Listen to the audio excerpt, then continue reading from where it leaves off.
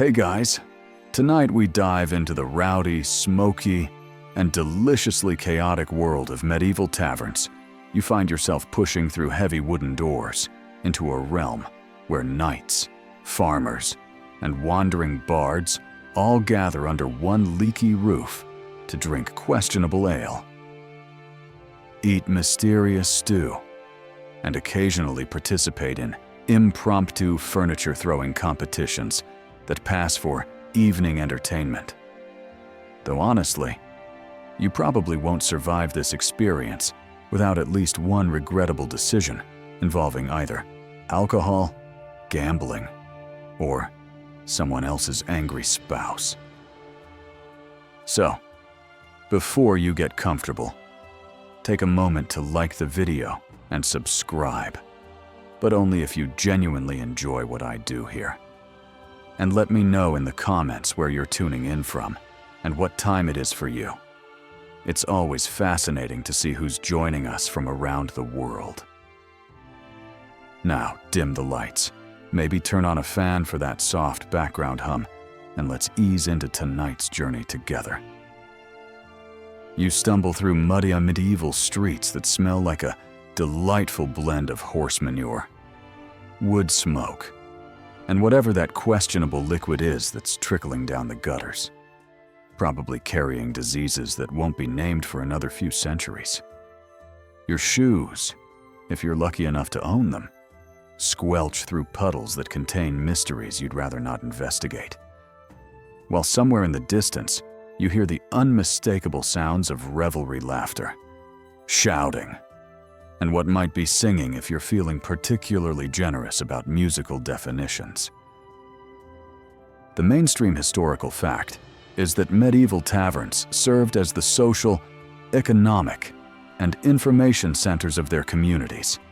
functioning as everything from informal town halls to unofficial courtrooms, where disputes were settled through a combination of alcohol-fueled negotiation and occasional violence that everyone pretended was perfectly normal social interaction. But here's the quirky detail that doesn't make it into most history books. Many medieval taverns kept live animals on the premises, not just for food, but as a form of entertainment and pest control, with some establishments featuring resident pigs, chickens, and goats that wandered freely among customers, creating dining experiences that were part restaurant, part petting zoo, and entirely unsanitary by modern standards. Historians still argue whether these animal companions were intentional entertainment or just the result of medieval people having remarkably flexible definitions of indoor versus outdoor spaces. But everyone agrees that medieval dining involved significantly more unexpected animal encounters than most modern establishments. Following the noise through winding streets that seem designed by someone who'd never heard of urban planning,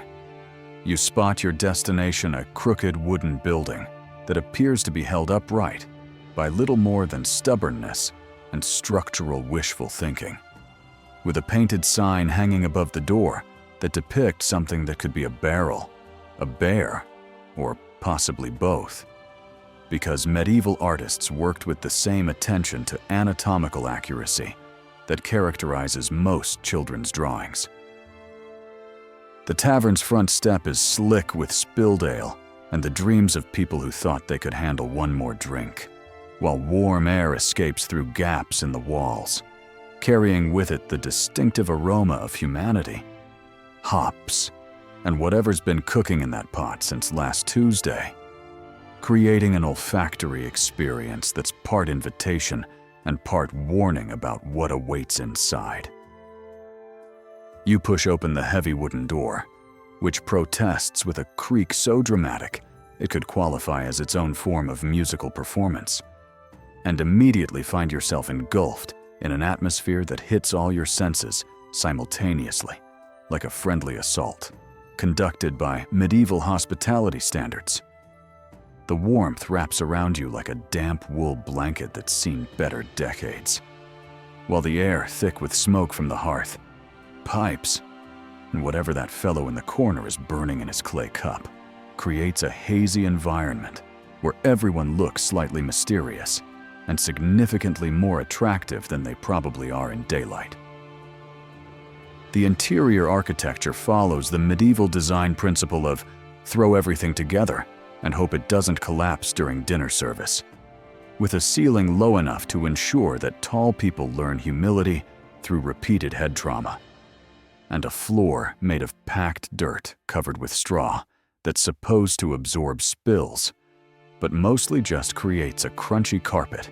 that makes walking sound like you're trudging through a barnyard after a particularly productive day of livestock activities. The mainstream historical fact is that medieval tavern interiors were deliberately designed to maximize capacity and minimize construction costs, with most establishments featuring single large rooms that accommodated dozens of patrons simultaneously, creating intimate social environments where privacy was essentially non-existent and personal space was a luxury that hadn't been invented yet. Here's the detail that shows how cleverly medieval tavern keepers managed their businesses. Many establishments used the upper floors not just for guest lodging, but as storage for grain and brewing supplies, essentially turning their taverns into vertical integrated businesses where customers could drink beer that had been literally brewed above their heads while they ate bread made from grain stored in the same building. Historians still argue whether this arrangement was efficient resource management or just medieval people being remarkably practical about space utilization. But everyone agrees that medieval businesses operated with a level of vertical integration that would impress modern corporate strategists. Your eyes adjust to the flickering candlelight that dances across soot-stained walls, casting shadows that make even the most innocent furniture look like it might be plotting something, while the massive hearth in the corner roars with a fire that serves as the room's primary source of heat, light, and indoor air quality control, though the smoke tends to wander around the room like a lost tourist before eventually finding its way out through holes in the roof that double as natural skylights and bird entry points. Remember that medieval cooperation we might have discussed in some parallel universe? Well, taverns represented the opposite of solitary dining. These were communal spaces where sharing tables, benches, and occasionally drinking vessels was not just common, but necessary for survival. Since most establishments owned fewer pieces of furniture than they had customers, creating social dynamics that would terrify modern introverts, but somehow worked perfectly for people who'd grown up in single-room houses with extended families and livestock. You navigate through the maze of mismatched furniture toward what might charitably be called a seat, though it's really just a wooden bench that's achieved the consistency of well-seasoned jerky through years of supporting the weight of countless medieval posteriors and absorbing enough spilled ale to qualify as a beverage storage facility. The tavern keeper, a figure who commands the chaos with the authority of someone who's seen everything twice and cleaned it up at least once, eyes you with the practiced assessment of a professional who can instantly calculate your ability to pay, your likelihood to cause trouble, and whether you're carrying anything worth confiscating if the evening goes sideways. This establishment's ruler isn't the local lord or any elected official. It's the tavern keeper, a person who combines the skills of chef, bouncer, banker, therapist, and occasionally judge in disputes that range from livestock ownership to theological debates about whether ale or wine better represents divine favor. If the tavern keeper is male, he's probably built like a barrel with arms and the disposition of someone who's wrestled drunk knights and won. If female, she possesses the kind of sharp intelligence that can silence a room full of rowdy farmers with a single look and maintains order through a combination of wit, will, and strategically placed kitchen implements. The mainstream historical fact is that tavern keepers held significant social and economic power in medieval communities, often serving as informal bankers who extended credit, information brokers who knew everyone's business, and mediators who resolved disputes through a combination of practical wisdom and the implicit threat of being banned from the only establishment in town that served hot food and alcoholic beverages. But here's the quirky detail about medieval tavern management. Many tavern keepers maintained detailed mental records of every customer's drinking habits, debt obligations, and personal relationships without writing anything down, essentially functioning as human databases who could track the complex social and financial networks of entire communities through pure memory and observation skills that would impress modern data scientists. Historians still argue whether this mental bookkeeping was more reliable than written records or just reflected medieval people's remarkable capacity for remembering information when their livelihoods depended on it. But everyone agrees that tavern keepers possessed institutional knowledge that made them among the most influential people in their communities. Behind the makeshift bar, which consists of planks resting across barrels with the structural integrity of a temporary construction project that became permanent through sheer stubbornness. The tavern keeper dispenses beverages with the efficiency of someone who's perfected the art of pouring drinks, while simultaneously monitoring 15 conversations, settling 2 arguments, and keeping one eye on the fellow in the corner who's been nursing the same mug for 3 hours while staring at the door like he's expecting either salvation or arrest. The tavern keeper's assistant, usually a family member or someone who needed employment badly enough to accept payment in meals and sleeping space, scurries between tables, carrying wooden platters with the careful balance of someone who's learned that dropping food in a room full of hungry people can quickly escalate from accident to diplomatic incident, while also serving as the establishment's early warning system for trouble by monitoring customer behavior and knowing exactly when to fetch the club that's kept behind the bar for special occasions. The drink menu in medieval taverns was refreshingly simple, consisting mainly of ale or shut up and wait, though the quality, temperature, and alcohol content could vary dramatically depending on factors ranging from the skill of the brewer to the phase of the moon to whether the tavern keeper liked your face or thought you were the type of person who'd complain about finding mysterious floating objects in your beverage. Your ale arrives in a wooden mug that's been seasoned by countless previous users and has achieved a patina that tells the story of every drink that's ever been served in it, creating a vessel that's part drinking cup and part historical artifact.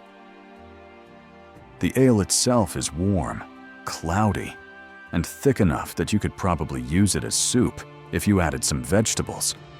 with a flavor profile that suggests the brewer approached their craft with enthusiasm that wasn't always matched by technical skill, resulting in a beverage that's simultaneously refreshing and challenging, like liquid bread that's been allowed to develop personality traits. This isn't the carefully crafted, temperature-controlled beer experience. Modern drinkers expect this is ale that was brewed in the back room where the dog sleeps, stored in barrels that may or may not be completely watertight, and served at whatever temperature the universe deemed appropriate for that particular moment. The mainstream historical fact is that medieval people, including children, consumed ale as their primary beverage because water sources were frequently contaminated with bacteria and parasites that could cause serious illness or death, making weak ale the safest available form of hydration, since the brewing process involved boiling water and created an environment hostile to dangerous microorganisms. Here's the detail that explains medieval drinking culture. Ale was typically brewed weekly in small batches by individual tavern keepers or local brewers, resulting in significant variations in taste, strength, and quality that meant drinking ale was always something of an adventure, where each mug could offer completely different experiences, essentially making every tavern visit a form of alcoholic roulette, where you never knew whether you'd get something delicious or something that tasted like it was brewed by someone who'd never actually consumed ale before. Historians still argue whether medieval people had more sophisticated palates that appreciated these variations, or just lower expectations about beverage consistency. But everyone agrees that medieval drinking required a level of adaptability that modern consumers would find challenging. Alternative beverages include mead for special occasions or customers with pretensions to nobility, cider for regions where apples grow better than barley, and wine for people wealthy enough to afford imported luxuries, or locals lucky enough to live in grape-growing regions. Though the quality of these alternatives could be just as unpredictable as the ale, creating a beverage landscape where every drink was essentially a gamble against your taste buds and digestive system. Remember that medieval water management challenges we discussed earlier. Well, taverns represented one of the few places where people could reliably obtain beverages that wouldn't immediately try to kill them through creative applications of microbiology, making tavern keepers inadvertent public health officials who served community welfare by providing safe drinking options, even if those options occasionally resulted in customers making questionable decisions about furniture throwing or impromptu poetry recitation. Food in medieval taverns operated on the culinary philosophy of eat this or go hungry, with menus consisting primarily of whatever the tavern keeper had managed to acquire, prepare, or prevent from spoiling since the last market day,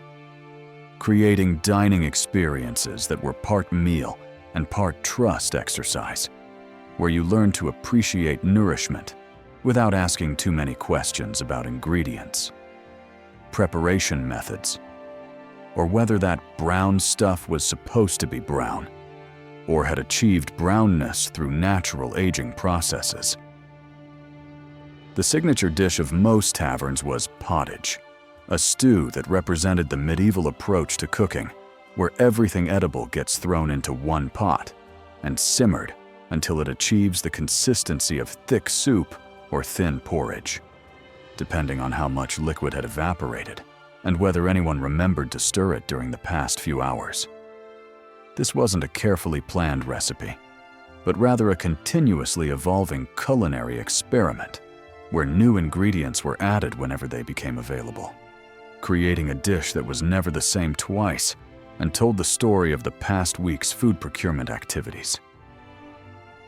The mainstream historical fact is that pottage served as the staple food for medieval common people, providing essential nutrition through a combination of grains, vegetables, and occasional protein sources that were slow-cooked together to create filling, nutritious meals that could feed multiple people from a single pot while making the most of available ingredients. But here's the quirky detail about medieval tavern.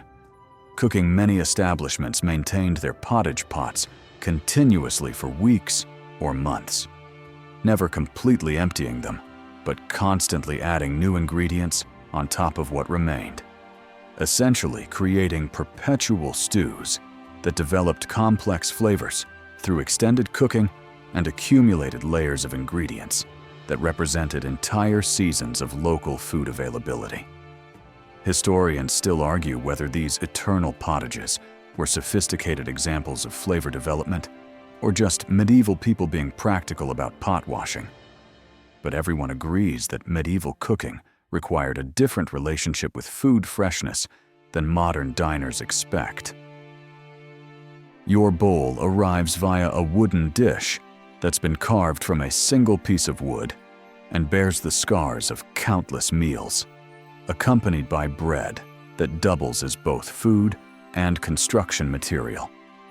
Since medieval bread was baked to last and achieved a density that made it suitable for everything from dining to emergency building repairs. Though the current loaf appears to have been baked within recent memory and still qualifies as technically edible rather than purely functional. The mysterious protein elements floating in your pottage could be rabbit, chicken, pork, or that optimistic medieval category known as meat, which encompassed any animal that had recently stopped moving and seemed like it might improve the stew's nutritional profile. Served alongside vegetables that have been cooked to the point where their original identities are more theoretical than recognizable, creating a meal that nourishes through quantity and determination rather than culinary artistry. The human ecosystem of a medieval tavern represents every social class except nobility, who generally preferred drinking in private, where they could maintain their dignity and avoid accidentally being treated like ordinary humans, creating a democratic drinking environment where farmers, craftsmen, soldiers, merchants, and wandering entertainers all shared the same air, furniture, and beverages, while maintaining the social hierarchies that defined medieval life through increasingly creative applications of alcohol-influenced behavior. To your left sits a red-faced farmer who's discovered that ale makes his stories about livestock significantly more entertaining, at least to himself, and who's currently explaining the complex politics of pig breeding to anyone within shouting distance, which in this crowded space includes basically everyone, whether they want agricultural education or not. His enthusiasm for swine-related anecdotes increases proportionally with his alcohol consumption, creating a feedback loop where each drink unlocks new chapters of barnyard wisdom that he feels compelled to share with his captive audience. The mainstream historical fact is that medieval taverns served as crucial social mixing spaces where people from different occupations and social backgrounds could interact informally, creating opportunities for information exchange, business networking, and social bonding that weren't available in more formal or segregated environments. Here's the detail that shows how taverns functioned as community centers. Many important business deals, marriage arrangements, and even legal disputes were negotiated and resolved in tavern settings, where alcohol loosened tongues and lowered social barriers, essentially making these establishments unofficial chambers of commerce, where the local economy was managed through a combination of drinking, arguing, and handshake agreements that were considered binding even when none of the participants could walk straight. Historians still argue whether alcohol-influenced business decisions were more or less reliable than sober negotiations. But everyone agrees that taverns served as essential venues for community decision-making and social organization. Near the hearth, a traveling soldier regales listeners with increasingly improbable tales of military valor that seem to grow more heroic with each telling, while his audience nods along with the collective understanding that truth is less important than entertainment. When you're drinking warm ale by firelight, and the alternative conversation topics include crop rotation schedules and the theological implications of turnip cultivation, a merchant loudly announces grain prices to a room full of people who didn't ask for market reports, but are too polite or too drunk to tell him to discuss his business elsewhere, while simultaneously displaying his coin purse with the confidence of someone who either has excellent security arrangements or hasn't yet realized that advertising your wealth in a room full of strangers might not be the wisest financial strategy available to medieval business travelers. Remember that medieval community cooperation we've discussed? Well, taverns represented both the best and worst of communal social interaction, where people could find companionship, assistance, and entertainment, while also risking robbery, violence, or becoming involved in disputes that started over something as simple as whose turn it was to sit closest to the fire, and escalated into philosophical debates about property rights, personal honor, and whether that stew was supposed to have bones in it. The soundscape of a medieval tavern creates an audio experience that would overwhelm modern noise ordinances, while somehow achieving a rhythm that patrons find both energizing and oddly comforting, like being inside a very large, very drunk musical instrument that's being played by people who learned their parts through trial and error and several hours of dedicated alcohol consumption. The primary percussion section consists of wooden mugs hitting wooden tables with varying degrees of enthusiasm and accuracy, creating beats that range from celebratory toasts to the hollow thuds of vessels dropped by people whose hand-eye coordination has been compromised by medieval brewing excellence. Voices layer over each other in a complex harmony of conversations, arguments, songs, and what might charitably be called attempted poetry, all conducted at volumes that ensure everyone in the room can participate in every discussion, whether they want to or not. Because medieval people apparently believed that privacy was a luxury they couldn't afford, and conversations were community property that should be shared with everyone within hearing distance, which in tavern acoustics meant basically everybody. The mainstream historical fact is that medieval taverns were intentionally designed to be communal social spaces where group interaction was encouraged through architectural features that promoted sound transmission and prevented private conversations, essentially forcing patrons to participate in collective social experiences rather than maintaining individual privacy. But here's the auditory detail that made tavern evenings special. Many establishments featured informal musical performances, where patrons with instruments would join together in impromptu concerts, creating collaborative entertainment where professional musicians, amateur enthusiasts, and enthusiastic drunks would combine their talents to produce music that was technically imperfect,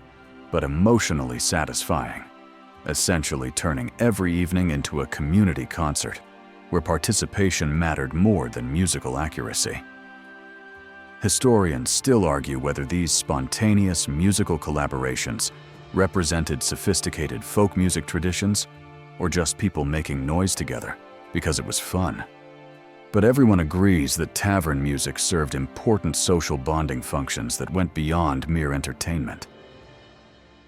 The bard in the corner strums a lute that's missing several strings while singing ballads about lost love, found chickens, and noble knights who apparently spent most of their time rescuing livestock rather than damsels,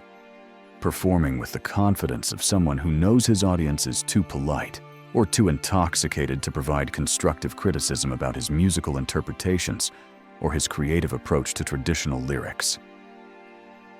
Punctuating the musical performances are the sounds of medieval life benches scraping across dirt floors, dogs barking at invisible threats, chickens making surprise appearances, and the occasional crash of something breaking, followed by either laughter or apologetic explanations, depending on what broke and who was responsible for its structural integrity, creating an ambient soundtrack that reminds everyone that this is a working establishment rather than a concert hall. Remember that medieval engineering challenges we might have discussed. Well, tavern acoustics represented an interesting case study in how medieval architects accidentally created spaces with unique sound properties through their practical approach to construction, resulting in buildings that amplified human voices while somehow absorbing enough sound to prevent complete chaos, achieving acoustic effects that modern designers would struggle to replicate intentionally. As ale flows and inhibitions drain away like water through medieval plumbing systems, the tavern transforms into an arena for recreational gambling, where the stakes range from copper coins to livestock to personal dignity. And the house rules exist primarily in the collective memory of whoever's sober enough to remember what happened last time. Someone tried to bet their shoes on a dice game and had to walk home barefoot through muddy streets while explaining to their spouse why their financial planning involved risking essential clothing items. The games of choice reflect medieval people's approach to entertainment, which valued simplicity, accessibility, and the potential for dramatic reversals of fortune that could transform an evening from mundane to memorable through the application of luck, skill, and the kind of risk-taking that seemed reasonable after several mugs of ale, but might appear questionable when viewed through the lens of morning sobriety and empty purses. The mainstream historical fact is that gambling was an integral part of medieval tavern culture, with dice games, card games, and various betting activities serving as both entertainment and informal economic redistribution systems that could significantly impact participants' financial circumstances within the span of a single evening. Here's the detail that shows how creative medieval gamblers became many taverns, featured specialized games that used locally available materials like stones, bones, or carved wooden pieces, creating gambling opportunities that required minimal equipment but maximum ingenuity, with rules that evolved through community consensus and practical experience rather than written regulations, essentially making every game a collaborative creative exercise where participants collectively determined what constituted fair play. Historians still argue whether medieval gambling was more or less regulated than modern gaming, or just operated under different social controls. But everyone agrees that tavern gambling served important social functions beyond mere entertainment. Dice clatter across wooden tables like miniature thunder, each roll followed by combinations of cheers, groans, and accusations of supernatural intervention. Because medieval people understood that luck was a finite resource that could be influenced by everything from prayer to strategic positioning to wearing your lucky tunic that hadn't been washed since the last successful harvest, creating gaming environments where superstition and strategy combined in fascinating ways. Card games, when available, involve thick hand-painted pieces that bear artistic interpretations of royal figures and symbolic imagery, though the rules tend to shift based on who's explaining them and how much ale has influenced their understanding of traditional gameplay, resulting in card games that are part skill, part chance, and part collaborative fiction, where everyone agrees to pretend they understand what's happening while hoping their luck holds out longer than their sobriety. Side betting emerges organically around everything from arm wrestling contests to predictions about when the fellow in the corner will finally fall off his bench, creating microeconomies where small stakes gambling provides constant low-level entertainment that keeps the evening interesting without requiring major financial commitments. Though the definition of small stakes can become surprisingly flexible as the night progresses and people's judgment adapts to their alcohol consumption. Medieval tavern entertainment extends far beyond gambling into the realm of storytelling, where truth becomes negotiable, and every patron with sufficient ale-fueled confidence can transform themselves into the evening's featured performer, creating a democratic entertainment system where anyone might suddenly become the center of attention simply by claiming to have experienced something worth sharing. regardless of whether that experience actually happened or just seemed like it should have happened. The art of tavern storytelling operates on the principle that a good story well told is infinitely more valuable than a boring story that happens to be true, leading to narrative competitions where speakers compete not for accuracy, but for audience engagement, creating an environment where facts are treated as raw materials that can be shaped, improved, and embellished until they achieve the proper level of entertainment value that justifies the audience's attention and alcohol investment. The mainstream historical fact is that medieval taverns served as crucial venues for oral tradition preservation and transmission, where traveling storytellers, local residents, and visiting merchants shared news, legends, and cultural knowledge through informal narrative performances that helped maintain community memory and cultural continuity across generations. But here's the detail that shows how sophisticated tavern storytelling became.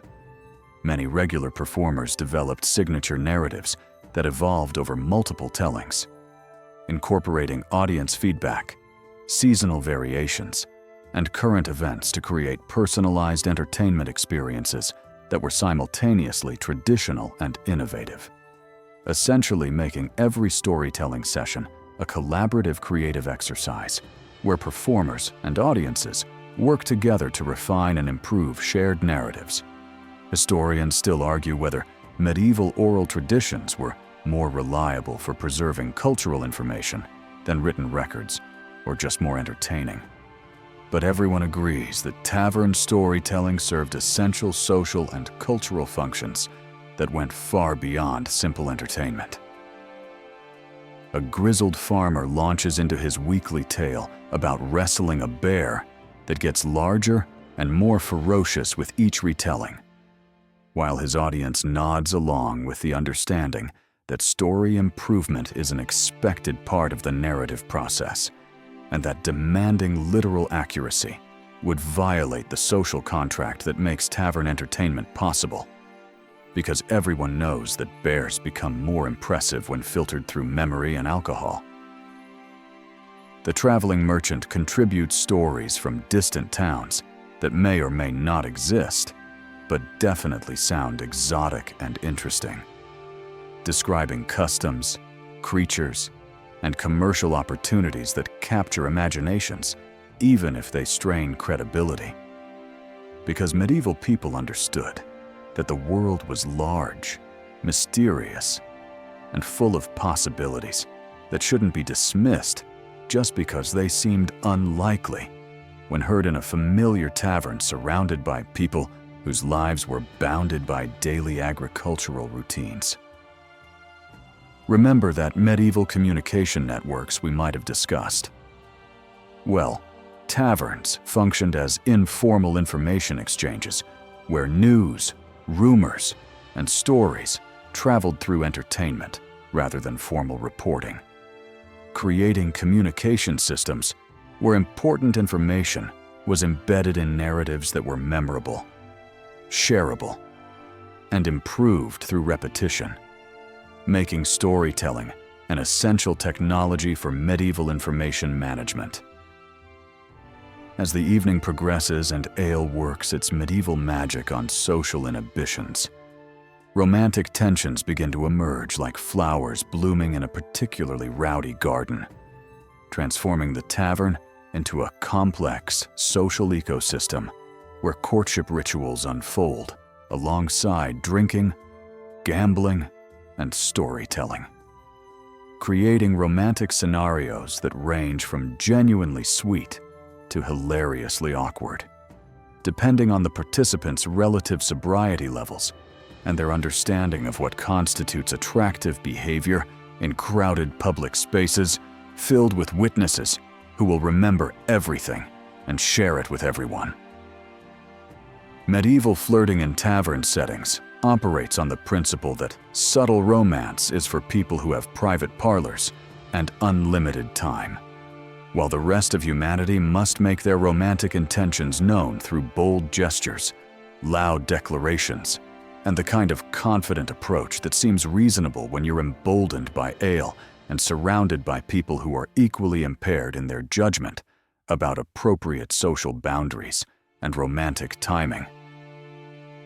The mainstream historical fact is that medieval taverns served as important social venues where unmarried people could meet and interact in relatively informal settings, providing opportunities for courtship and relationship formation that weren't available in more formal or supervised social environments, though these interactions were still subject to community oversight and social expectations about appropriate behavior. Here's the detail that shows how medieval romance worked in practice. Many successful marriages began with tavern meetings, where couples first encountered each other in relaxed social settings. But the courtship process typically involved elaborate negotiations between families, community approval, and practical considerations about economic compatibility that made tavern flirtation just the opening move in complex social and financial arrangements. Historians still argue whether medieval people married more for love or economic advantage. But everyone agrees that tavern interactions provided essential opportunities for people to assess potential partners' personalities, social skills, and community standing before committing to formal courtship processes. A red-faced blacksmith attempts to impress the barmaid with demonstrations of his strength that involve lifting increasingly heavy objects until he reaches the structural limits of tavern furniture, while she responds with a kind of patient smile that suggests she's seen this performance before and knows exactly how it ends, usually with someone needing to help him find his way home while explaining to his wife why he's covered in ale and missing his hat. Meanwhile, a traveling tinker deploys his most sophisticated pickup line, which involves offering to repair household items for free, apparently believing that the promise of functional cookware represents irresistible romantic appeal to women who spend their days managing medieval domestic challenges that would overwhelm modern people with fully equipped kitchens and reliable infrastructure for basic household maintenance. The evening's romantic outcomes range from successful connection-making to spectacular failures that become cautionary tales, with most interactions falling somewhere in the middle category of pleasant social engagement that doesn't necessarily lead anywhere, but provides entertainment for participants and observers, while contributing to the tavern's reputation as a place where interesting things happen and people can meet others outside their usual social circles. Tavern fights represent the inevitable collision between medieval masculinity, alcohol consumption, and the human tendency to resolve disputes through applications of physical force that seem perfectly reasonable when viewed through the lens of ale-influenced logic, but appear significantly less wise when examined by people who retain full access to their judgment and survival instincts. These conflicts typically begin with minor disagreements about subjects ranging from livestock ownership to theological interpretation, to whether that last dice roll was legitimate or influenced by supernatural intervention. The escalation process follows a predictable pattern where verbal disagreement transforms into personal insult, which evolves into challenges to honor or competence, which culminates in the kind of physical confrontation that demonstrates why medieval people had shorter life expectancies and why tavern keepers kept clubs behind the bar for special occasions when customer service required conflict resolution through applied force rather than diplomatic negotiation.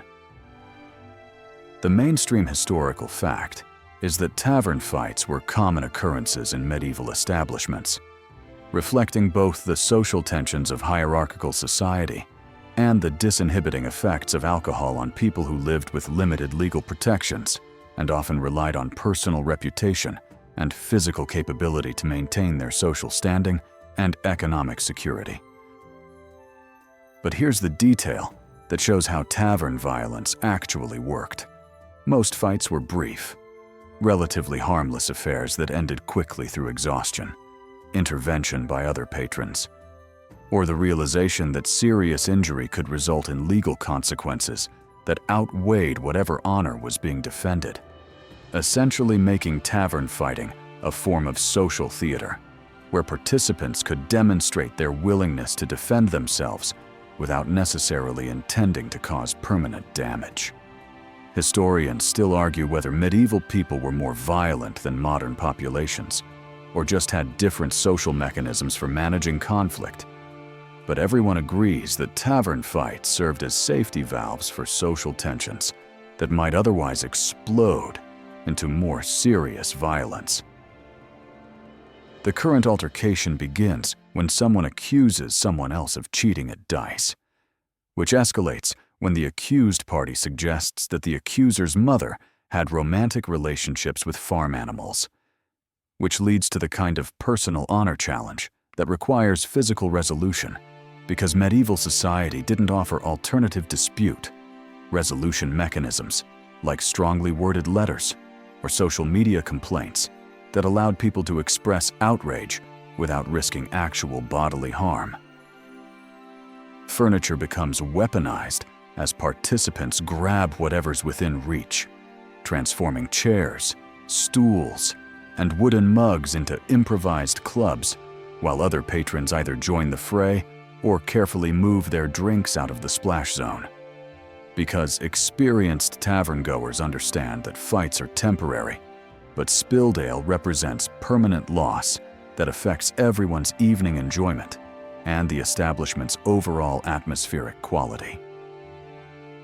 The tavern keeper intervenes with the authority of someone who's seen this performance before and knows exactly which pressure points will convince the combatants that continuing their dispute isn't worth the consequences, which typically involve being banned from the only establishment in town that serves hot food and maintains fires during winter, creating social and practical penalties that far exceed whatever satisfaction might be gained through proving one's point via physical dominance. Remember that medieval justice systems we discussed earlier? Well, tavern fights represented a form of informal conflict resolution that operated parallel to official legal mechanisms,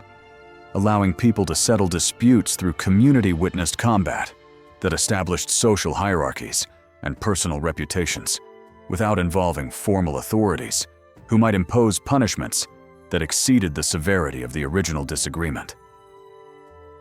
As the evening reaches its natural conclusion and participants begin to show the accumulated effects of hours spent consuming ale while engaging in vigorous social activities, the question of accommodation becomes pressing for those who live too far away to walk home safely, or whose navigation skills have been compromised by medieval brewing excellence and the kind of confidence that comes from feeling like you could definitely find your way back to your village, despite the fact that everything looks different in the dark and you can't quite remember which direction you came from. Medieval tavern lodging operates on the principle that privacy is a luxury for wealthy people, while everyone else shares sleeping space with whoever else needs accommodation, creating overnight arrangements that would horrify modern hotel guests but represent perfectly reasonable resource management for people accustomed to living in single-room houses with extended families and occasional livestock as permanent residents.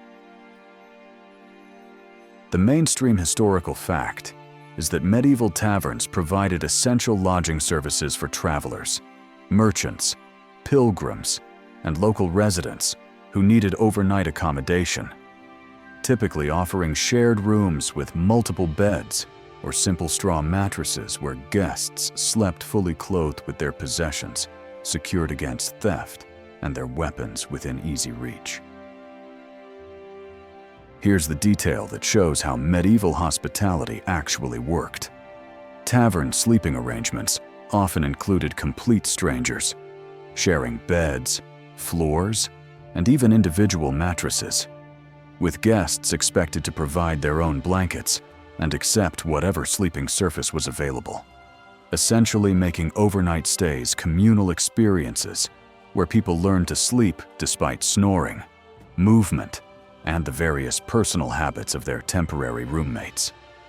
Historians still argue whether medieval people were more tolerant of crowded conditions or just had no alternative to shared accommodation. But everyone agrees that medieval travel required social skills and adaptability that modern tourists rarely need to develop. Your sleeping options include a spot on a straw mattress upstairs that you'll share with at least 3 other people, none of whom you've met, but all of whom have opinions about proper sleeping etiquette and the appropriate volume for nighttime breathing, or a place on a bench downstairs near the fire where you'll be stepped on occasionally, but will remain warmer than the people who paid extra for the privilege of sleeping in unheated rooms with strangers who may or may not have bathed recently. The upstairs accommodation involves climbing a wooden staircase that creaks ominously under the weight of people carrying their possessions and trying not to lose their balance while navigating steps that were apparently designed by someone who had very different ideas about appropriate stair dimensions and the importance of uniform step height for people whose depth perception has been affected by alcohol consumption. Your bed companions for the evening include a merchant who snores like a hibernating bear, a pilgrim who talks in his sleep about religious visions that may be genuine spiritual experiences or just medieval dream content influenced by whatever herbs were used to season tonight's pottage, and someone whose profession remains mysterious, but whose personal aroma suggests a career involving frequent contact with livestock or possibly fish. The sleeping arrangements require negotiating shared blanket usage, establishing boundaries for personal space in an environment where personal space is purely theoretical, and accepting that medieval sleep quality was measured not by comfort, but by survival. Making any night you wake up with all your possessions and no new injuries a successful accommodation experience that meets medieval hospitality standards. Dawn arrives with all the subtlety of a medieval alarm clock, which is to say, it announces itself through a combination of roosters, church bells, and the natural acoustics of people slowly realizing that last night's decisions are about to be evaluated by daylight and sobriety, creating morning experiences that range from mild regret to serious reconsideration of life choices, depending on what exactly happened during the hours when judgment was impaired by ale and social enthusiasm. The tavern reveals itself in morning light as a slightly different place than it appeared during the previous evening's festivities, with stains, damage, and mysterious objects that seemed perfectly normal in flickering candlelight, now requiring explanations that may not be readily available from participants whose memories of the later evening activities are somewhat fragmentary and possibly influenced by wishful thinking about their own behavior. The mainstream historical fact is that medieval taverns operated as continuous businesses that served breakfast to overnight guests, early rising travelers, and local workers who needed sustenance before beginning their daily labor, essentially functioning as the medieval equivalent of 24-hour diners that catered to people whose schedules didn't conform to standard daylight hours. But here's the detail that shows how medieval morning routines worked. Many tavern guests simply ate leftover pottage from the previous evening, reheated and supplemented with fresh bread if available, creating breakfast experiences that were practical rather than elaborate and reflected the medieval approach to food management, where waste was minimized and convenience was maximized through simple reheating rather than complex morning cooking procedures. Historians still argue whether medieval people expected elaborate breakfast service or just appreciated any available food that didn't require them to prepare it themselves. but everyone agrees that tavern breakfasts prioritized substance over variety. You wake with a collection of new aches that tell the story of sleeping on medieval furniture, designed by people who had different priorities regarding human comfort. While your mouth tastes like you've been chewing on the tavern's straw floor,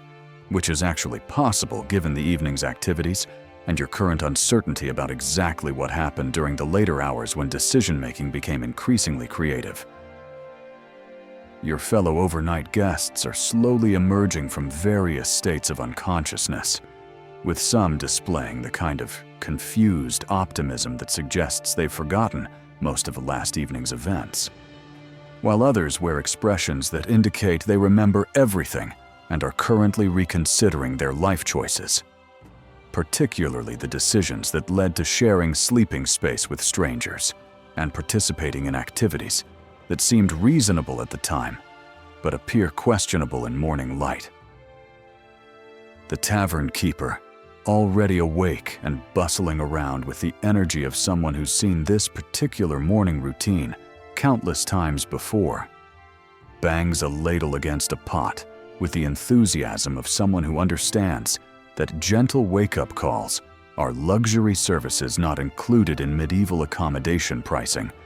while simultaneously assessing which guests look capable of paying for their evening's entertainment and which ones might require more creative collection methods. Your possessions remain where you left them, which represents a significant victory by medieval tavern standards, though your coin purse feels lighter than you remember, and your hat has apparently migrated to someone else's head, creating morning mysteries that add to the overall adventure of medieval travel and the character-building aspects of shared accommodation experiences. Remember that medieval cooperation and community building we've discussed? Well, tavern mornings represented the aftermath of communal social experiences, where people who'd shared food, drink, entertainment, and sleeping space now faced the collective challenge of transitioning from evening revelry back to daytime responsibility, while maintaining the social bonds that had been formed through shared adversity and mutual survival of medieval hospitality. As you stumble toward the tavern door, your head pounding with the rhythm of someone using a blacksmith's hammer as a percussion instrument, you begin to understand that medieval taverns weren't just places to drink and sleep. They were the beating hearts of their communities, serving as informal town halls, employment centers, news distribution networks, and social media platforms, where information traveled at the speed of gossip, and every conversation could influence local politics, economic decisions, and social relationships in ways that would ripple through the community for weeks. The social ecosystem of the medieval tavern represented democracy in its most basic form, where farmers could drink beside craftsmen, where strangers became temporary family members, and where social hierarchies were temporarily suspended in favor of the equalizing effects of shared ale and mutual vulnerability to the tavern keeper's authority, creating environments where class boundaries became more fluid and people could interact across social divisions that were rigidly maintained in other aspects of medieval life. The mainstream historical fact is that medieval taverns served essential community functions beyond mere hospitality, operating as centers for economic activity where business deals were negotiated, employment opportunities were discussed, and market information was shared, making them crucial institutions for local economic development and social organization. Here's the detail that shows how integrated taverns were in medieval community life. Many important civic decisions, marriage arrangements, and even legal disputes were resolved through discussions that began in tavern settings, where alcohol loosened social constraints and allowed for the kind of informal negotiation that was often more effective than formal legal proceedings, essentially making taverns unofficial governing institutions where community consensus was built through shared meals and collaborative drinking. Historians still argue whether alcohol-influenced community decision-making was more or less effective than sober deliberation. But everyone agrees that taverns played crucial roles in medieval social and political organization. The connections formed over shared pottage and disputed dice games created networks of mutual obligation and support that extended far beyond the tavern walls, with people who met as strangers becoming business partners, marriage prospects, or lifelong drinking companions who would support each other through the various crises that characterized medieval life. From failed harvests to political upheavals to the theological questions that could divide communities and destroy friendships, if not handled with appropriate diplomatic skill.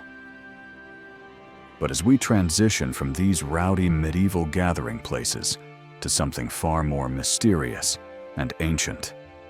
we find ourselves drawn toward Egypt, where the sands hide secrets that make tavern gossip seem positively mundane by comparison. Because while medieval people were building communities over shared ale, ancient civilizations were creating monuments that would challenge our understanding of history itself, assuming we ever managed to uncover them from beneath the accumulated sediments of time and deliberate scholarly neglect. The shift from medieval European social dynamics to ancient Egyptian mysteries represents a journey not just through geography, but through fundamentally different approaches to preserving knowledge, where medieval people shared information through oral tradition and communal experience,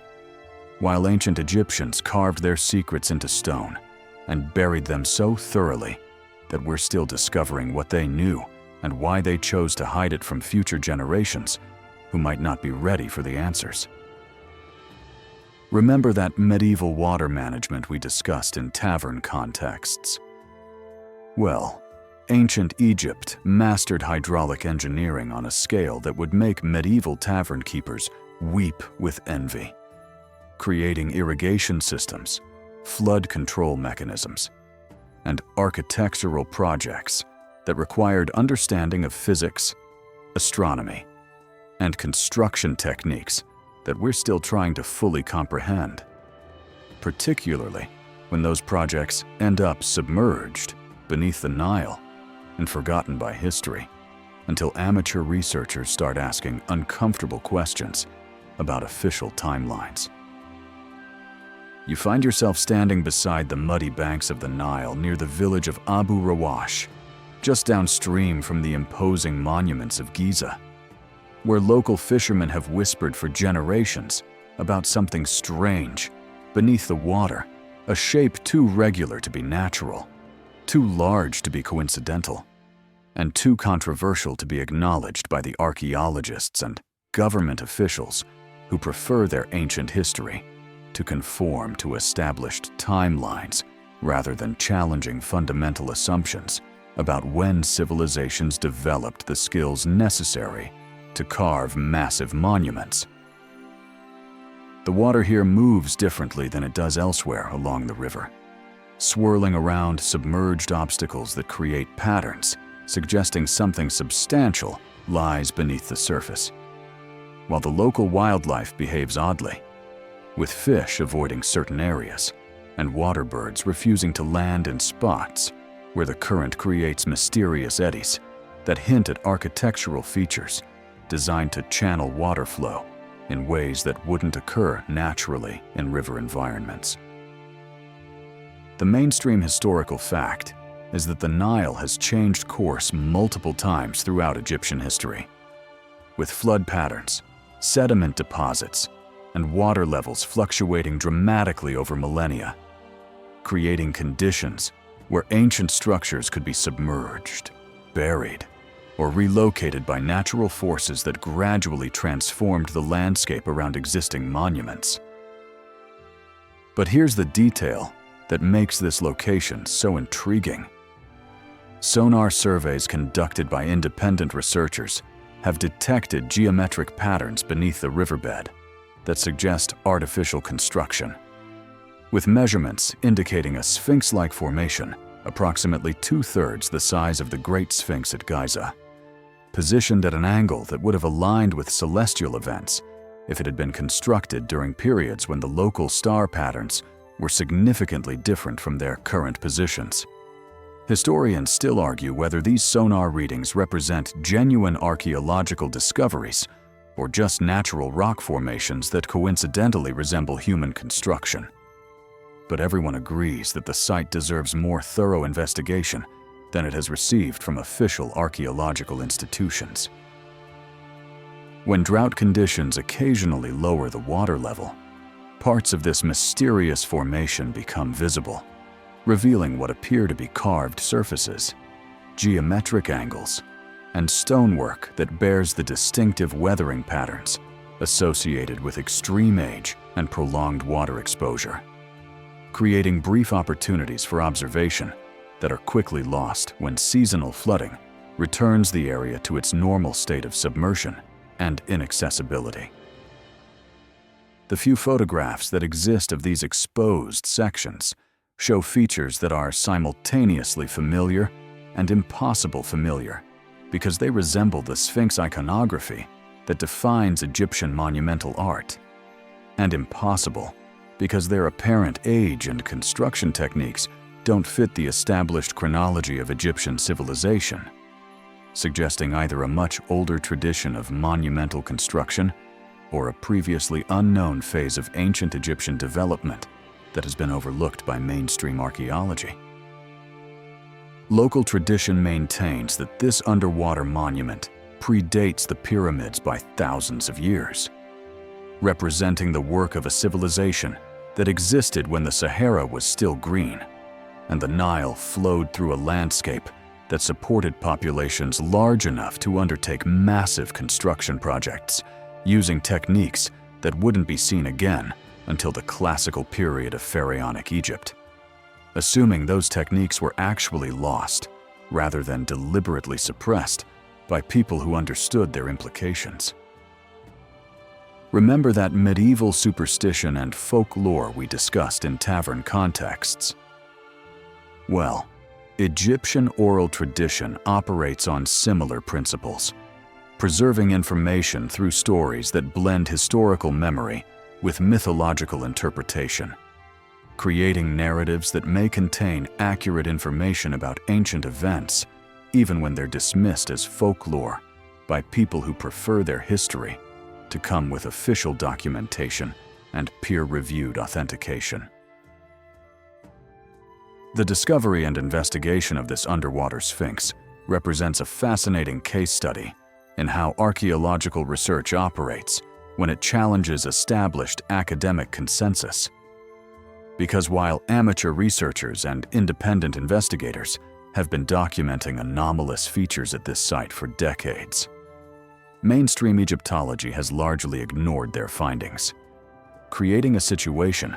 where potentially significant archaeological evidence remains unexamined because it doesn't fit comfortably within accepted theoretical frameworks about ancient Egyptian civilization. The resistance to investigating this site reflects broader tensions within archaeological academia between traditional approaches that emphasize careful documentation of known sites and more speculative approaches that actively seek evidence for alternative theories about ancient civilizations,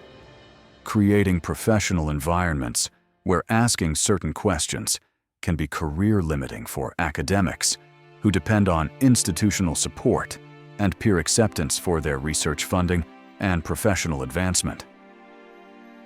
The mainstream historical fact is that underwater archaeology in Egypt faces significant logistical,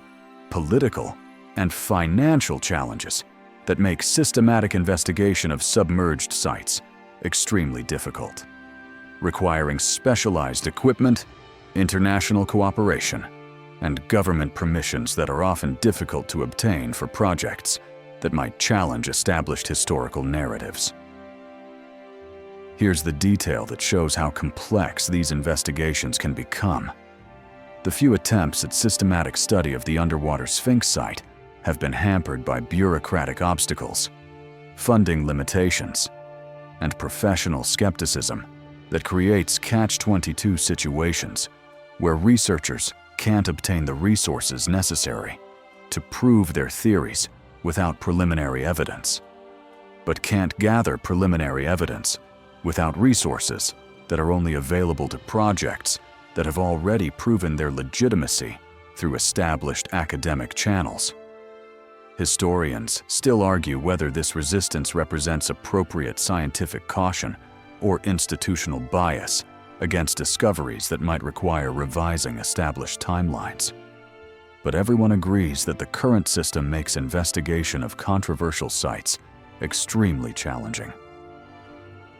The political dimensions of this research involve not just academic careers, but national identity and economic interests. Because Egypt's tourism industry depends heavily on established historical narratives that attract millions of visitors annually to see monuments whose significance is tied to their place in accepted chronologies. Making discoveries that challenge those chronologies potentially disruptive to economic systems that employ thousands of people and generate billions of dollars in revenue.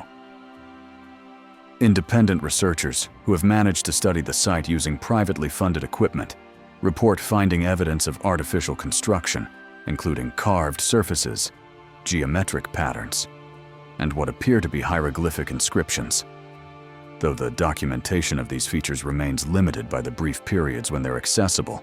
and the challenges of conducting detailed examination underwater using equipment that wasn't designed for archaeological precision. The few clear photographs that exist show weathering patterns consistent with extreme age and prolonged water exposure, with erosion characteristics that suggest the monument was carved during periods when the local climate was significantly different from current conditions, supporting theories that place its construction during the Pleistocene epoch, when the Sahara supported grassland environments and the Nile flowed through very different geographical patterns. Scientific analysis of the limited available evidence suggests that if this formation is indeed artificial, it would represent a form of monumental construction that predates known Egyptian civilization by thousands of years, implying either the existence of previously unknown advanced cultures or the possibility that human civilization developed sophisticated architectural capabilities much earlier than current theories suggest, with implications that extend far beyond Egyptology into fundamental questions about human cultural evolution. The geological evidence surrounding the underwater Sphinx site tells a story that spans millennia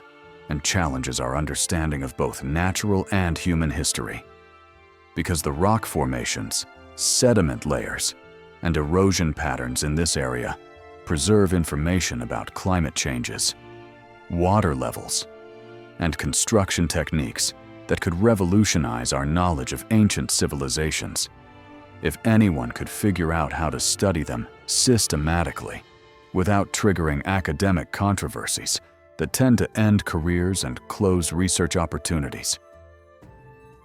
The limestone bedrock in this region shows distinctive weathering patterns that geologists associate with prolonged exposure to rainfall rather than wind erosion, suggesting that the carving occurred during periods when the local climate supported heavy precipitation and surface water flow that hasn't occurred in this area for thousands of years, essentially providing a geological clock that dates potential construction activities to periods that don't correspond with accepted timelines for Egyptian civilization. The mainstream historical fact is that the Sahara region experienced dramatic climate changes during the Holocene period, transitioning from wet grassland environments to desert conditions over several millennia, with these changes affecting human settlement patterns, agricultural development, and the feasibility of large-scale construction projects throughout North Africa. But here's the geological detail that makes this site so controversial. Core samples from the area reveal sediment layers that contain evidence of human activity dating back much further than mainstream archaeology acknowledges, with organic materials, tool fragments, and what appear to be worked stone pieces embedded in geological contexts that suggest continuous human presence and sophisticated construction capabilities during periods when conventional wisdom holds that the region was uninhabitable or occupied only by hunter-gatherer populations. Historians still argue whether these geological indicators represent evidence of advanced prehistoric civilization or just misinterpreted natural phenomena. But everyone agrees that the geological evidence deserves more thorough investigation than it has received. The water erosion patterns visible on exposed sections of the formation match similar patterns found on the Great Sphinx at Giza, supporting theories proposed by geologist Robert Schoch that both monuments were carved during periods of heavy rainfall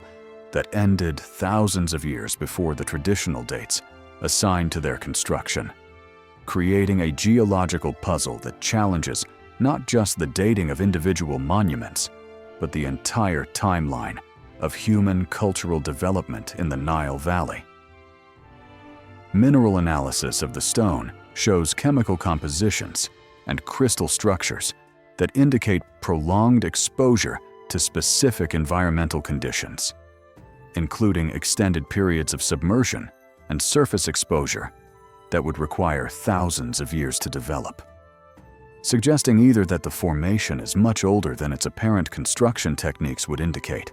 or that ancient builders possessed sophisticated understanding of geological processes that allowed them to create artificial weathering effects.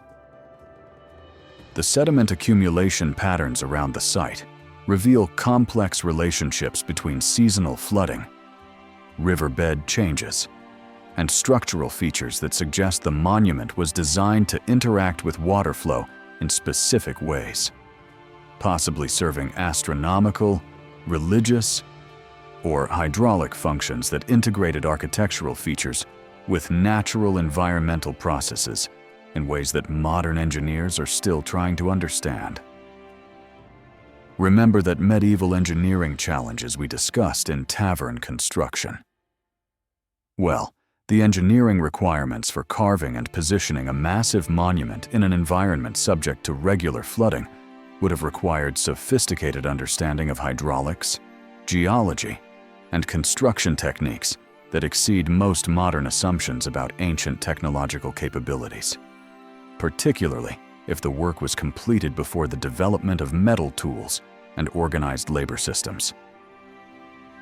The symbolic and religious implications of a potentially prehistoric sphinx near Giza extend far beyond archaeological curiosity into fundamental questions about the origins of Egyptian civilization. Because the Sphinx represents one of the most distinctive and powerful symbols in ancient Egyptian culture, embodying concepts of divine guardianship, royal authority, and cosmic order that permeate thousands of years of pharaonic art, religion, and political ideology in ways that suggest deep cultural continuity rather than sudden innovation. If the underwater Sphinx predates known Egyptian civilization by thousands of years,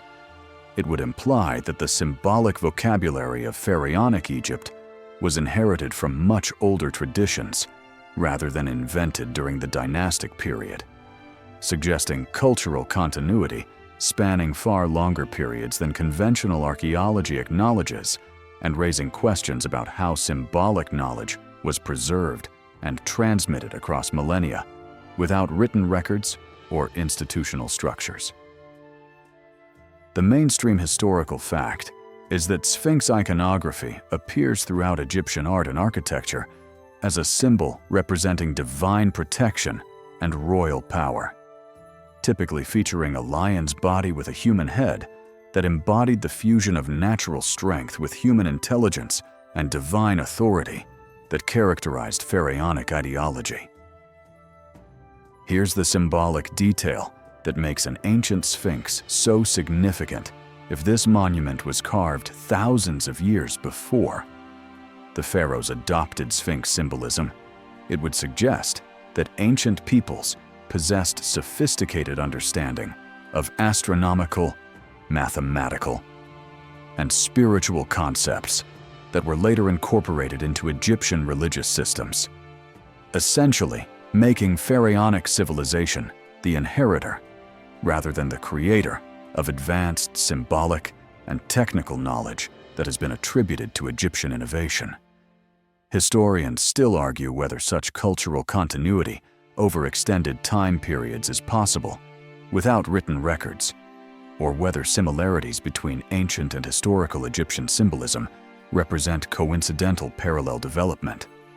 But everyone agrees that the implications would fundamentally alter our understanding of human cultural evolution. The astronomical alignments reported at the underwater Sphinx site correspond to stellar configurations that were prominent during much earlier historical periods, suggesting that whoever carved the monument possessed detailed knowledge of celestial mechanics and long-term astronomical cycles that required sophisticated observation and calculation capabilities, traditionally associated with much later civilizations. The religious implications extend beyond symbolism into questions about the origins of Egyptian creation myths, cosmological concepts, and ritual practices that formed the foundation of pharaonic religion. Because many of these traditions reference ancient floods, lost civilizations, and divine knowledge that was preserved from earlier ages, creating narratives that might represent cultural memory of actual historical events, rather than purely mythological constructions. The geographic positioning of the underwater Sphinx relative to the Giza complex suggests intentional placement that creates geometric relationships with existing monuments, implying either coordinated planning that spanned thousands of years, or the possibility that the entire Giza complex was designed around much older features that served as reference points for later construction, essentially making the visible monuments we know today additions to a much more ancient sacred landscape. If the underwater monument proves authentic and prehistoric, it would require completely reconsidering the development of human civilization in the Nile Valley, transforming our understanding of ancient Egypt from an isolated cultural achievement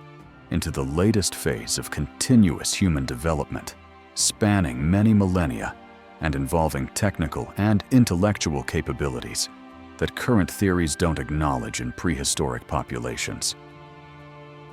Remember that medieval religious symbolism we discussed in tavern contexts? Well, Egyptian religious symbolism operated on similar principles of encoding complex theological concepts in visual forms that could preserve and transmit spiritual knowledge across generations, suggesting that symbolic systems might be much more durable and ancient than written languages for preserving cultural information over extended time periods. The modern debate surrounding the underwater Sphinx reflects broader tensions within contemporary archaeology between traditional academic approaches that emphasize careful documentation of established sites and alternative research methods that actively seek evidence for theories that challenge conventional timelines, creating professional environments where asking certain questions can result in career damage, while investigating others can lead to significant academic rewards and institutional support.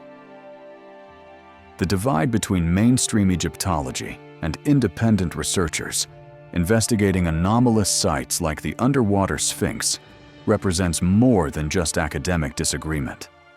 It reflects fundamental differences in how we approach the study of human history, with implications that extend beyond archaeology into questions about institutional authority, scientific methodology, and the social construction of knowledge that determines which discoveries receive serious investigation and which ones are dismissed as pseudoscience or misguided speculation. The mainstream historical fact is that archaeological research requires significant financial resources, government permissions, and institutional support that make systematic investigation of controversial sites extremely challenging, particularly when those sites might produce evidence that contradicts established academic consensus or threatens existing theoretical frameworks that support current research programs and career structures. But here's the institutional detail that shows how complex these investigations become. The few attempts at comprehensive study of underwater archaeological sites in Egypt have been complicated by bureaucratic obstacles, international politics, and professional skepticism that create situations where researchers can't obtain necessary resources without preliminary evidence, but can't gather preliminary evidence without resources that are only available through established academic channels that may be biased against controversial discoveries. Historians still argue whether this system represents appropriate scientific caution or institutional resistance to paradigm-shifting discoveries. But everyone agrees that the current structure makes investigation of anomalous sites extremely difficult. The political dimensions of underwater Sphinx research involve not just academic careers, but national sovereignty, cultural identity, and economic interests that make neutral scientific investigation nearly impossible. Because discoveries that challenge established historical narratives can affect tourism revenue, international prestige, and national self-image in ways that create powerful incentives for both promoting and suppressing certain types of archaeological findings. Independent researchers using privately funded equipment have documented features that appear to confirm artificial construction. But their findings remain outside mainstream academic discourse because they haven't been published in peer-reviewed journals or validated through institutional channels that require approval from the same authorities who might prefer that such discoveries remain uninvestigated, creating circular logic that protects established theories by excluding contradictory evidence from consideration. The technological capabilities now available for underwater archaeology could potentially resolve questions about the underwater Sphinx within a matter of months, using remote sensing, underwater robotics, and advanced imaging techniques that could provide detailed documentation without requiring major excavation or site disturbance. But deploying these technologies requires permissions and funding that may not be available for projects that threaten to disrupt comfortable academic consensus. Social media and independent publishing have created new venues for sharing information about anomalous archaeological sites, allowing researchers to bypass traditional academic gatekeepers and communicate directly with interested audiences. But this democratization of information also creates problems with quality control and scientific rigor that mainstream academics use to justify their resistance to investigating sites that gain attention through non-traditional channels. Remember that medieval information networks we discussed in tavern settings? Well, modern archaeological information networks operate on similar principles, where official narratives are maintained through institutional control, while alternative information spreads through informal channels, creating parallel information systems that rarely interact constructively and often reinforce existing divisions rather than promoting collaborative investigation. As we drift toward the end of our journey through medieval taverns and ancient mysteries, you find yourself contemplating the strange parallels between these seemingly unrelated worlds, both the crowded, chaotic social environments of medieval drinking establishments and the silent, submerged monuments of prehistoric Egypt represent human attempts to create meaning, community, and continuity in the face of forces that constantly threaten to wash away our achievements. Whether those forces are time, water, political change, or the simple human tendency to forget important things while remembering trivial details. The stories we've explored tonight remind us that human civilization has always operated on multiple levels simultaneously, with official narratives that provide comfortable structure and explanation existing alongside underground currents of alternative knowledge, suppressed discoveries, and possibilities that challenge our assumptions about what our ancestors knew, when they knew it, and why they chose to preserve or hide that knowledge from future generations who might not be ready for its implications. The mainstream historical fact is that both medieval taverns and ancient Egyptian monuments served as repositories for cultural knowledge, with taverns preserving information through oral tradition and social interaction, while monuments encoded knowledge in stone and symbolic systems, demonstrating that human societies have always developed multiple strategies for maintaining cultural continuity across generations. But here's the final detail that connects these diverse topics. Both medieval social networks and ancient symbolic systems required communities of people who shared understanding of complex information systems.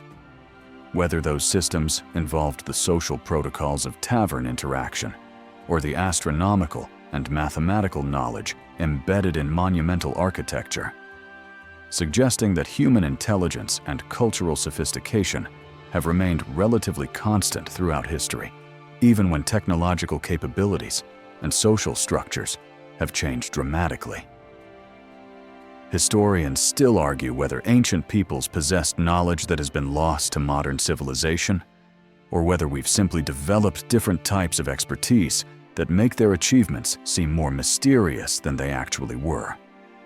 But everyone agrees that the relationship between knowledge and power has remained remarkably consistent across cultures and time periods. Medieval taverns taught us that community emerges from shared experience, mutual vulnerability, and the willingness to accept others despite their flaws. While ancient mysteries like the underwater Sphinx remind us that the past holds secrets that could transform our understanding of human potential if we had the courage to investigate them thoroughly and the wisdom to handle whatever truths they might reveal about our origins and capabilities. The silence surrounding the underwater Sphinx parallels the forgotten conversations that once filled medieval taverns, both representing knowledge that was once vital to human communities, but has been lost through the natural processes of historical change, institutional gatekeeping, and the tendency of each generation to focus on immediate concerns while neglecting the accumulated wisdom of their predecessors. Tonight, as you settle into comfortable modern surroundings with reliable heating, clean water, and entertainment systems that don't require negotiating with drunk strangers or deciphering ancient symbolism, remember that both the rowdy social networks of medieval taverns and the mysterious monuments of prehistoric Egypt represent human achievements that emerged from the same fundamental drives toward connection, meaning, and permanence that continue to motivate our species today. The medieval tavern keepers who maintained order through wit and determination. The ancient builders who carved impossible monuments in impossible locations. And the modern researchers who risk their careers investigating uncomfortable questions all share the same essential human characteristic: the refusal to accept that mystery, chaos, and ignorance represent permanent conditions rather than challenges to be overcome through persistence, collaboration, and the kind of stubborn curiosity that makes people willing to push heavy wooden doors and explore whatever lies beyond them. Whether you're sharing ale with strangers in a smoky medieval tavern or contemplating the implications of prehistoric monuments hidden beneath ancient waters, the essential experience remains the same: the recognition that human history is far more complex, interesting, and mysterious than any official narrative can contain, and that the most important discoveries often happen when ordinary people decide to investigate the spaces between accepted knowledge and obvious questions. Rest easy tonight knowing that somewhere beneath the Nile's waters, ancient stones continue their patient wait for recognition, while in the spaces between documented history and human imagination, countless stories remain to be discovered by anyone brave enough to push open unfamiliar doors and explore the smoky, chaotic, endlessly fascinating taverns of human experience. End of script. Sweet dreams.